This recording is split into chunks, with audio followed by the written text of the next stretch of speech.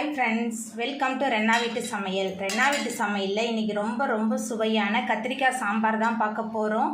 இந்த சாம்பார் ரொம்ப சுவையாக இருக்கும். சாதத்தோட கலந்து சாப்பிட்லாம். அதுக்கப்புறமா இட்லி தோசைக்கெல்லாம் தொட்டு சாப்பிட்றதுக்கு ரொம்ப சூப்பராக இருக்கும். இந்த முறையில் நீங்கள் கத்திரிக்காய் சாம்பார் செஞ்சு பாருங்கள். சாம்பார் ரொம்ப நேரத்துக்கு நீர்த்து போகாமல் ரொம்ப சூப்பராக இருக்கும். அந்த எளிமையான முறையில் வீட்டில் உள்ள பொருட்களை வச்சு ரொம்ப சுவையாக செய்யக்கூடிய கத்திரிக்காய் சாம்பார் எப்படி செய்கிறதுன்னு வாங்க பார்த்துடலாம். கத்திரிக்காய் சாம்பார் பண்ணுறதுக்கு முதல்ல 3 ஸ்பூன் அளவுக்கு எண்ணெய் சேர்த்துக்கலாம். எண்ணெய் சூடாகி வரட்டும். எண்ணெய் சூடாகிட்டு அதுக்கப்புறமா இதில் 1 ஸ்பூன் அளவுக்கு கடுகு சேர்த்துக்கலாம். கடுகு பொரிய ஆரம்பிச்சிருச்சு. இதில் கொஞ்சமாக கருவேப்பிலை சேர்த்துக்கலாம். அதுக்கப்புறமா 10 சின்ன வெங்காயம் முழுசாக சேர்த்துக்கலாம். சேர்த்துட்டு நல்லா கலந்து விட்டு வதக்கிடலாம். சின்ன வெங்காயம் சேர்த்துட்டு நல்லா கலந்து விட்டு வதக்கியாச்சு. அதுக்கப்புறமா ஒரு தக்காளி பழம் எடுத்து நீல வாக்கில் நறுக்கி வச்சுருக்கிறேன். இப்போ தக்காளி பழம் சேர்த்துடலாம். தக்காளியை நீல வாக்கில் நறுக்கி சேர்த்து நம்ம கத்திரிக்காய் சாம்பார் செய்யும்போது அந்த கத்திரிக்காயோட சேர்த்து சாப்பிடும்போது ரொம்ப சூப்பராக இருக்கும். அதனால் தக்காளியை இந்த மாதிரி நீல வாக்கில் நறுக்கி சேர்த்துக்கோங்க. தக்காளி சேர்த்துட்டு நல்லா கலந்து விட்டு வதக்கி விட்டுடலாம். சின்ன வெங்காயம் தக்காளிலாம் சேர்த்துட்டு நல்லா கலந்து விட்டு வதக்கியாச்சு. அதுக்கப்புறமா நம்ம கத்திரிக்காய் சேர்த்துக்கலாம். கத்திரிக்காய் நான் காம்போடு தான் சேர்க்குறேன். நீல வாக்கில் நறுக்கி சேர்க்குறேன். சாம்பாருக்கு நீல வாக்கில் தான் நறுக்கி சேர்க்கணும்.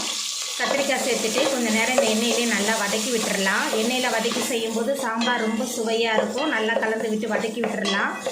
கிராமங்களில் பெரும்பாலும் இந்த காம்பு போட்டு தான் சாம்பாரில் பண்ணுவாங்க. சாம்பார் அதுக்கப்புறமா புளிக்குழம்பு எதுவாக இருந்தாலும் கத்திரிக்காய் காம்போடு தான் சேர்ப்பாங்க. அதனால் நான் இன்றைக்கி காம்போடு தான் போட்டு கத்திரிக்காய் சாம்பார் செய்ய போகிறேன். காம்போடு சேர்த்து இதுவரை நீங்கள் சாம்பார் செஞ்சதில்லைன்னா இதுக்கப்புறம் ஒரு முறை நீங்கள் செஞ்சு பாருங்கள். ரொம்ப சுவையாக இருக்கும். காம்போட கத்திரிக்காய் சாம்பார் செய்யும்போது கத்திரிக்காயோட கலர் மாறி வர அளவுக்கு நல்லா கலந்து விட்டு வதக்கியாச்சு. இந்த முறையில் செஞ்சோமா சாம்பார் ரொம்ப நேரத்துக்கு நீர்த்து போகாமல் இருக்கும். அதுக்கப்புறமா இதில் சாம்பார் தூள் 5 டேபிள் ஸ்பூன் சேர்க்குறேன். கூடவே மஞ்சத்தூள் 1 ஸ்பூன் அளவுக்கு சேர்த்துக்கலாம். தனி மிளகாய் தூள் 2 ஸ்பூன் அளவுக்கு.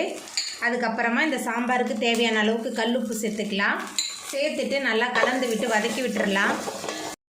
மசாலாத்தூள் கத்திரிக்காய் எல்லாத்தையும் சேர்த்துட்டு நல்லா கலந்து விட்டு வதக்கியாச்சு. அதுக்கப்புறமா இந்த கத்திரிக்காய் வேகிறதுக்கு தேவையான அளவுக்கு தண்ணி சேர்த்துக்கலாம். தண்ணி சேர்த்துட்டு நல்லா கலந்து விட்டுடலாம். தண்ணி சேர்த்துட்டு நல்லா கலந்து விட்டாச்சு. ஒரு மூடி போட்டு வச்சிடலாம். கத்திரிக்காய் நல்லா வெந்து வரட்டும். நம்ம சேர்த்த கத்திரிக்காயெலாம் நல்லா வதங்கி வெந்து வந்துருச்சு. அதுக்கப்புறமா இதில் கொஞ்சமாக புளி தண்ணி சேர்த்துக்கலாம். புளி தண்ணி சேர்த்துட்டு புளியோட பச்சை வாசனை போகிற அளவுக்கு நல்லா கொதித்து வரட்டும். புளியோட பச்சை வாசனை போகிற அளவுக்கு நல்லா கொதிக்க ஆரம்பிச்சிருச்சு. அதுக்கப்புறமா 1.5 கைப்பிடி நிறைய துவரம்பருப்பு எடுத்து குறைவாக குக்கரில் வேக வச்சுருந்தேன். நல்லா வெந்து வந்துருச்சு. அந்த துவரம்பருப்பு சேர்த்துக்கலாம். துவரம்பருப்பு சேர்த்துட்டு நல்லா கலந்து விட்டுடலாம். துவரம்பருப்பு சேர்த்துட்டு நல்லா கலந்து விட்டாச்சு. அதுக்கப்புறமா மேலால் கொஞ்சமாக பெருங்காயத்தூள் சேர்த்துக்கலாம். கூடவே கொஞ்சமாக கொத்தமல்லி தழை தூவிடலாம். எல்லாமே சேர்ந்து நல்லா கொதித்து வரட்டும். எல்லாமே சேர்ந்து நல்லா கொதித்து நம்மளோட சுவையான கத்திரிக்காய் சாம்பார் சூப்பராக ரெடி ஆகிட்டு ரொம்ப நேரம் கொதிக்க வச்சோமா சாம்பாரோட சுவையும் மனமும் மாறிடும். இப்போ நம்ம அடுப்பு ஆஃப் பண்ணிடலாம். அவ்வளோதாங்க, ரொம்ப சுவையான கத்திரிக்காய் சாம்பார் ரொம்ப சூப்பராக ரெடி ஆகிட்டு. இந்த சுவையான கத்திரிக்காய் சாம்பாரை நீங்களும் உங்கள் வீட்டில் செஞ்சு பாருங்கள். இந்த வீடியோ உங்களுக்கு பிடிச்சிருந்தா லைக் பண்ணுங்கள், ஷேர் பண்ணுங்கள், கமெண்ட் பண்ணுங்கள், சப்ஸ்கிரைப் பண்ணுங்கள். அப்படியே பக்கத்தில் உள்ள பெல் பட்டனையும் கிளிக் பண்ணிடுங்க. நன்றி.